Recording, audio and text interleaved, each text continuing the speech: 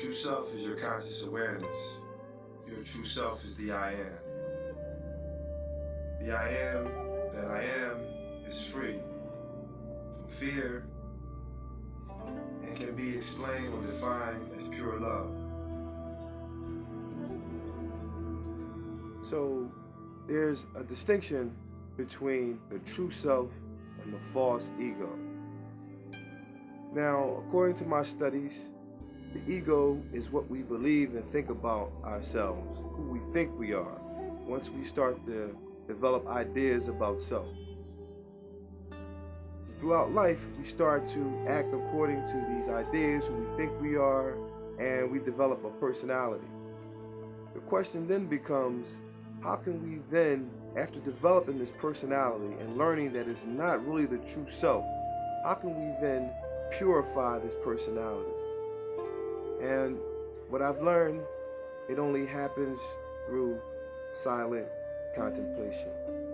This silent contemplation is in the form of meditation, or what we call yoga.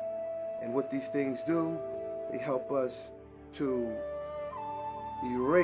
start to erase some of the false beliefs that we have about ourselves, and in touch with that essential part of ourselves, which is the true self. I'm not here really to put forth any specific belief system. Through the process, or through a spiritual system, or through a practice called yoga, one can then begin to contemplate, to meditate, to let go. And by letting go, you begin to join with. So it then becomes a process of letting go and then joining with, which essentially is what yoga is all about. Now, through this process of meditation, the object there is to quiet the mind. How can we quiet the mind? Thoughts are coming every moment. It's like a popcorn machine. Thoughts are popping up here, there, everywhere. How can we quiet the mind so we can then contemplate and then forget the contemplation and let go? How do we start to discover or uncover or experience more of the true self? How do we deal with the mind that's constantly giving us information, constantly moving us into thought? One way we start to do that is by taking the mind, taking the attention and focusing it on the breath. And I'm not talking about any type of breathing exercise, but simply focusing the mind on the breath. Through that process, you turn the attention inward. Another way we start to in touch more with the essential self is to focus on the body from head to toe. Feel the sensations of the body. Put the attention on the body, each part of the body. Again, the goal and objective here is to go inward, taking the mind from its outward perspective and turning it inward, and starting to learn and experience more of what we call true self. This message is for those who gravitate toward the message, those who resonate with this message. It's not really to go against any particular religious belief or belief system.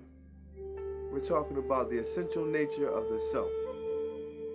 Now, what my study has led me to is that there's simply one self. And we are all experiencing different aspects of the one self. Now, some may say, well, I've never experienced this. What is this really all about?